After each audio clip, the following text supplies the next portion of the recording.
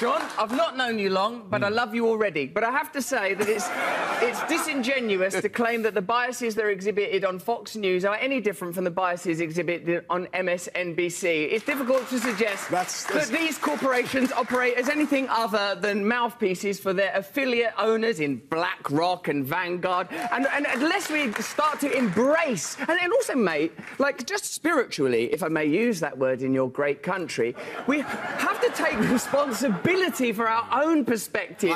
I've been on that MSNBC, mate. It was propagandist nutcrackery on there. I went on a show called Morning Joe.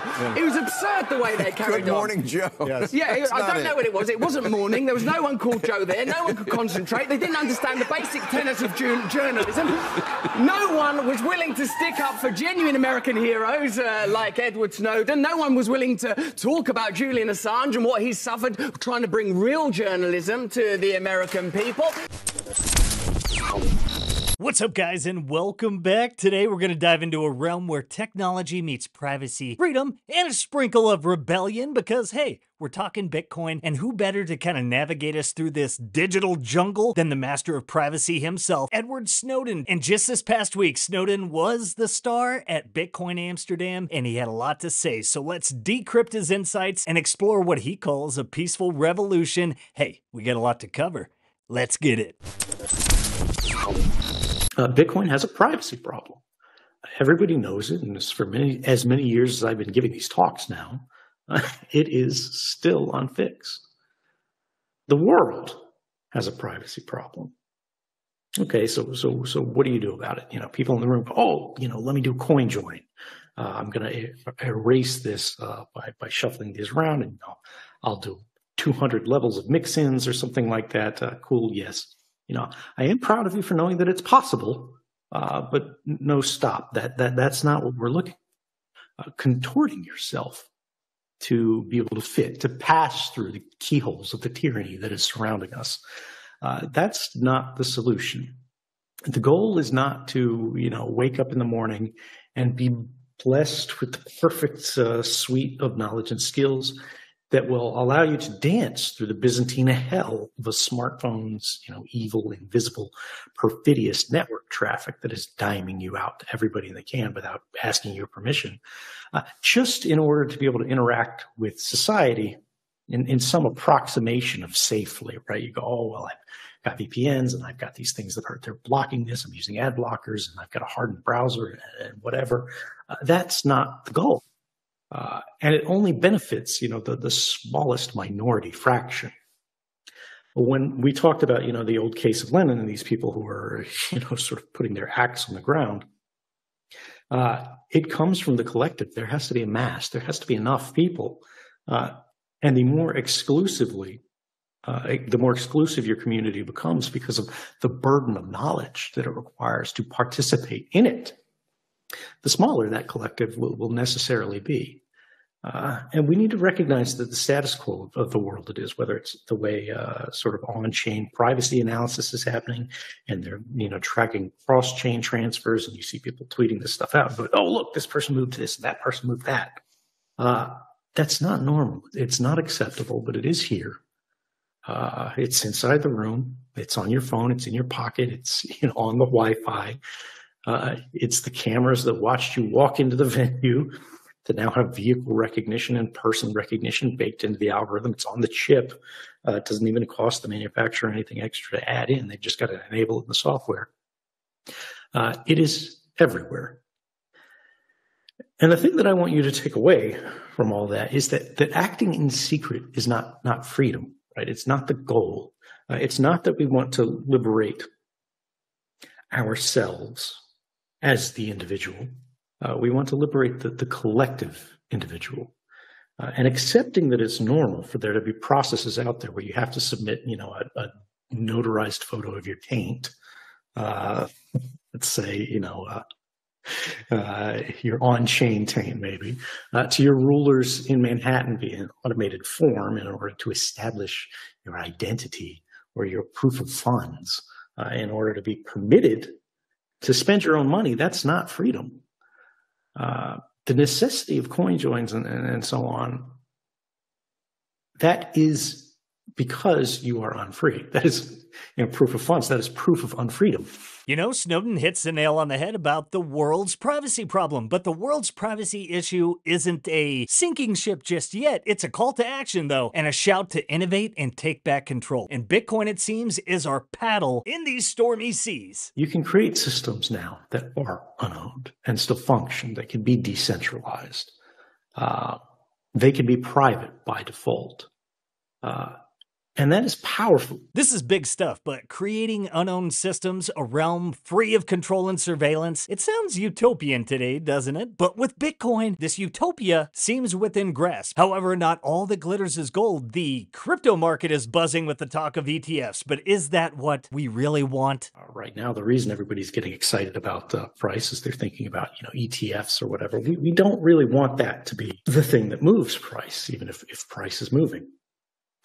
Because that is a kind of subordination, that is a kind of subjugation, that is a process of taming that we see being played out. Oh, the allure of the ETFs, it is a tempting fruit for some, but Snowden warns it's a step towards subjugation. We know what they can do with rehypothecation and a move away from the core essence of Bitcoin, which is self-custody, removing banks and intermediaries. The idea isn't to emulate, but to innovate, to liberate. When you think about why everybody's so excited about the SEC and it's like stable coins and everything like that, is because there's a real demand for stable coins because, they want to find a way to offset volatility. And okay, if you want to engage in that, and those sort of legacy systems, you can, but don't try to emulate the dollar, liberate it, seize it, right? Make it unowned, make it decentralized, make it private. None of the stable coins that exist right now that I'm aware of are private by default. There are some that at least don't have blacklisting or whatever, as opposed to like a Tether or a USDC. But it's important to remember that that's not enough. Just like with Bitcoin, Bitcoin is enormously powerful, enormously useful. That's as it is. If we think about Bitcoin as how it was, there was a time when everybody thought Bitcoin payments were private, right? Just because there wasn't a name on the account. And people are still, journalists are still out there saying, oh, Bitcoin, the anonymous digital currency or whatever. We know it's not. That level of sophistication creeps up. The ledger is always out there. The ways it will be applied and exploited will only grow. What about tomorrow? And yeah, all these people, they talk about stable coins, etc. Speaking of liberation, a hot topic, as Snowden points out, stable coins have a long road ahead to embody the ethos of decentralization and privacy. And it's not just about creating some digital dollar counterpart. It's about crafting a currency free from the shackles of control. This is why there's Bitcoin and everything else. We have only two roads, freedom and happiness, or the grave.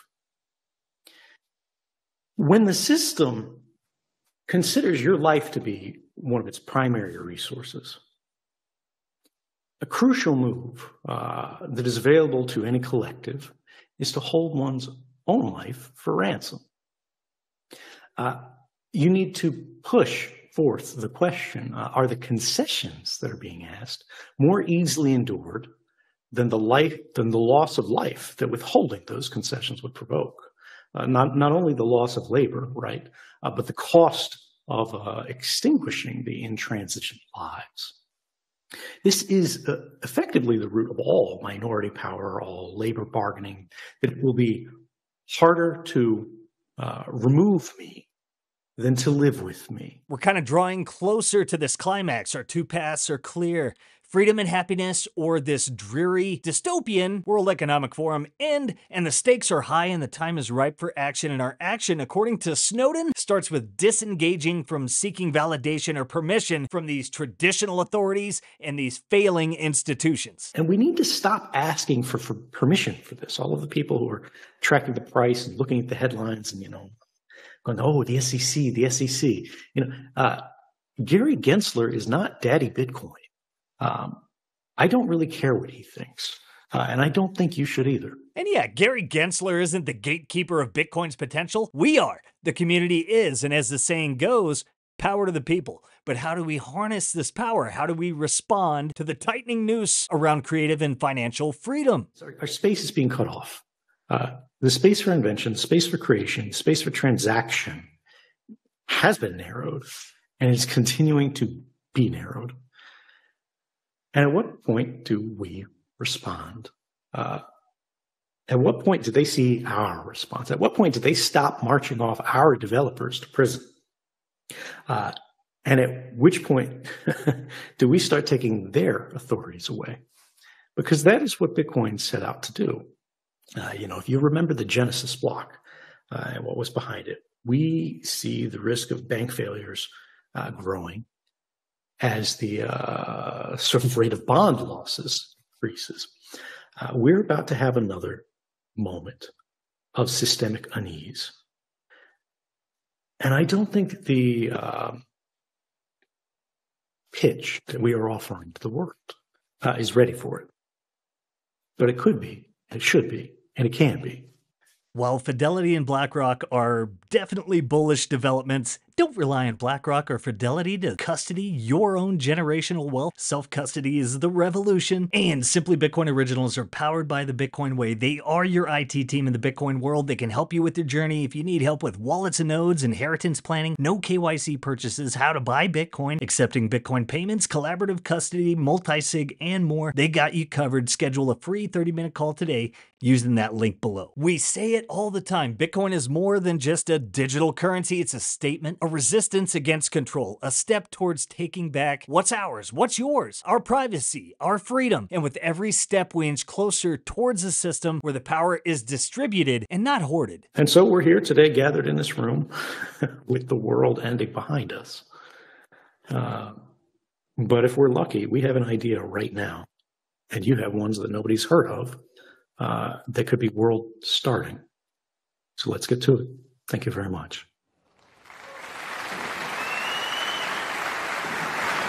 World-starting ideas. They're not just the relics of a bygone era. They're here. And in this digital Bitcoin renaissance, they're waiting to be discovered, nurtured, and let loose upon the world. It's not just about facing the storm. It's about becoming the storm. So as Snowden said, let's get to it. Man, Snowden always gets me fired up. But guys, like, share, subscribe, spread the sound money gospel, and make sure you got those notifications set because we are dropping content every day. And make sure you're following us on Twitter. We're dropping the latest news on the daily, keeping you up to date with the peaceful Bitcoin revolution. And I don't know if you caught it the last couple days, but there was kind of some major big news. We got Joe Rogan, he's on Team Bitcoin, and then Fidelity just said there is no second best. So, I guess you could say things are getting pretty serious. Hey, hope you had a great weekend. Let's go whoop some ass this week. Let's get after it. Cheers to the bright orange future. I'll catch you guys later. Peace.